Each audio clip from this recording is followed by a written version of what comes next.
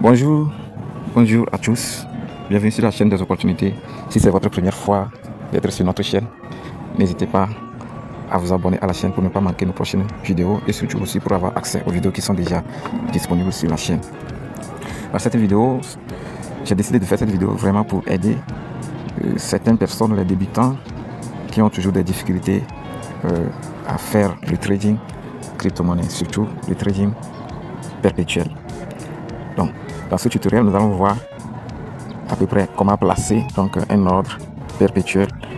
Je rappelle que je suis sur l'échangeur MEX. Je suis sur l'échangeur MEX et tout ce que nous allons voir ici, c'est juste à titre démonstratif. C'est juste un exemple que je vais prendre et j'utilise d'ailleurs l'argent réel. C'est ce que je vais utiliser pour le faire devant vous. Vous allez voir. Donc pratiquement tous les échangeurs fonctionnent de la même manière. La façon dont vous allez placer un ordre sur un échangeur. Bien sûr, cet échangeur c'est de la même façon. À 98% que cela se passe sur tous les autres échangeurs. Donc si vous êtes nouveau en trading ou bien en crypto, nous avons deux grandes catégories de trading en crypto. Nous avons donc le trading spot et le trading perpétuel. Le trading spot, donc là, tu achètes donc l'actif qui reste dans ton portefeuille que tu peux revendre à tout moment selon tes souhaits. Et le trading perpétuel, c'est en quelque sorte comme le forex. Tu ne détiens pas l'actif dans ton portefeuille. Il s'agit simplement de spéculer sur donc le prix de l'actif. Donc l'actif est à un prix maintenant. Donc toi tu spécules, tu dis que le prix ça va augmenter. Donc tu places ton ordre ou bien tu dis que non, ça va plutôt chuter. D'après tes calculs, tes prévisions, tu dis que ça va chuter. Donc c'est en fonction de cela que tu vas placer tes ordres. Donc puisque nous voulons le futur, ici nous sommes sur la page d'accueil. Donc si je viens ici, là c'est le portefeuille. Là c'est le portefeuille. Donc ici là on a mis trader, c'est le trading spot. Et ici c'est le marché, comme vous pouvez le voir.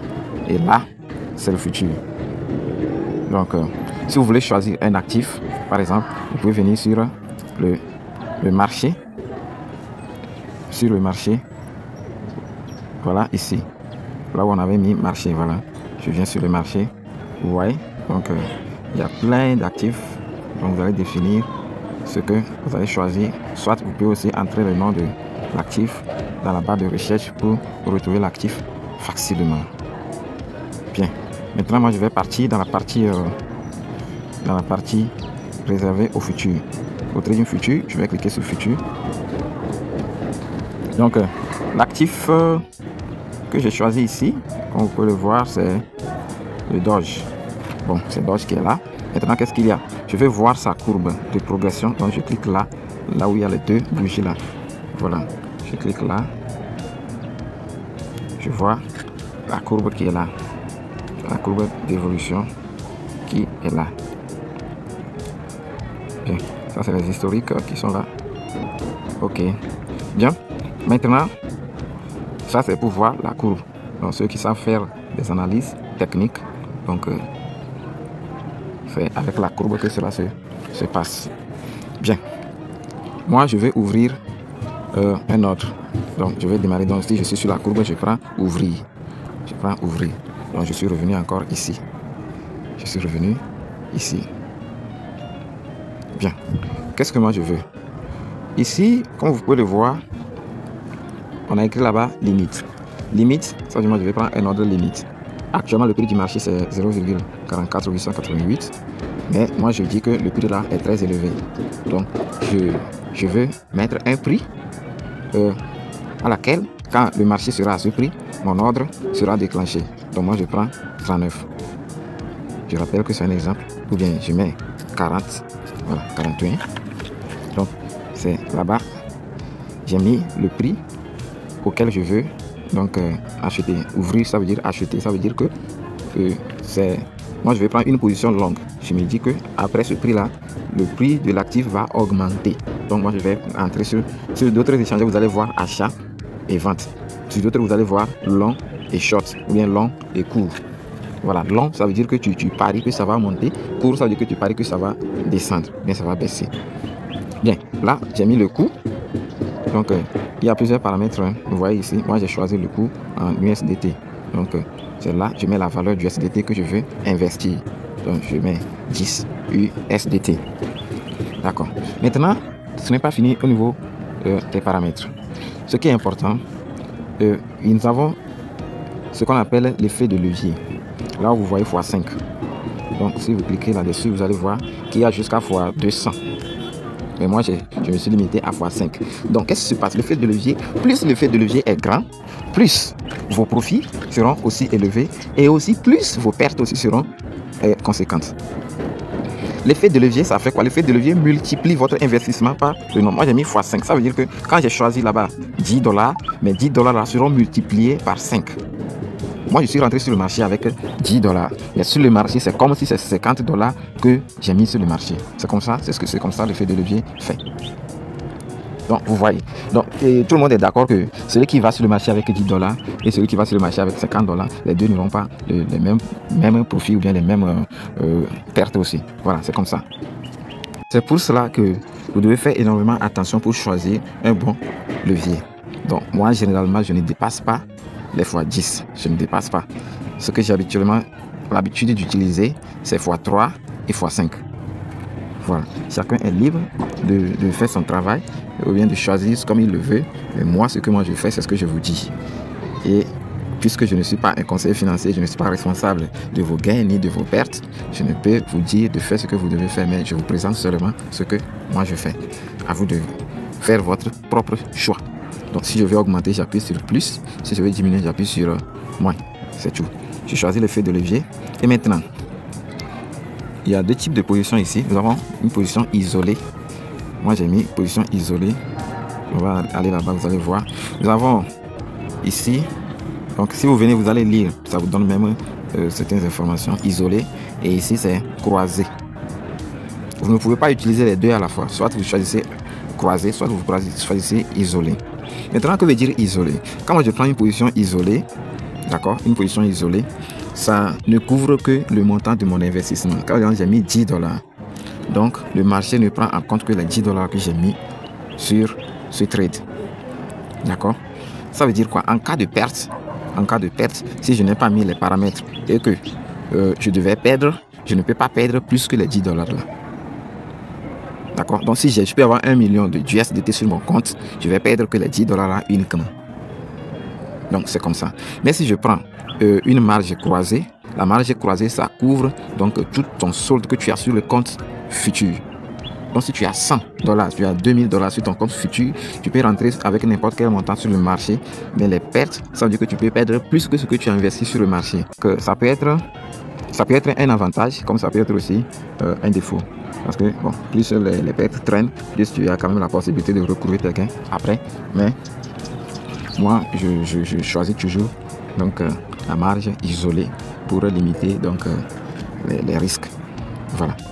Donc, je confirme dans ces marges isolées. Aujourd'hui, j'ai placé aussi donc moi j'ai choisi limite. Voilà, mais ce n'est pas limite seulement qui est là. Vous entrez seulement là-bas, vous voyez. Donc là, nous avons ordre marché. Le ordre marché, si vous choisissez marché, ça veut dire que votre ordre sera exécuté sur le prix actuel, sur le prix du marché, le prix à l'instant T. D'accord? Ça, c'est ce que veut dire ordre marché. Je m'arrête seulement sur les deux premiers là, limite et marché. Donc, moi, j'ai pris limite. Voilà, j'avais mis 41, 10 $, ainsi de suite. Maintenant, la partie la plus importante aussi, le TP et puis le stop loss, TP et puis SL. Ça veut dire le take profit, c'est un montant que vous allez fixer. D'accord? Vous allez fixer un montant. Donc, je vais mettre ça. Moi, je vais dire que si le prix arrive à 0,48, d'accord?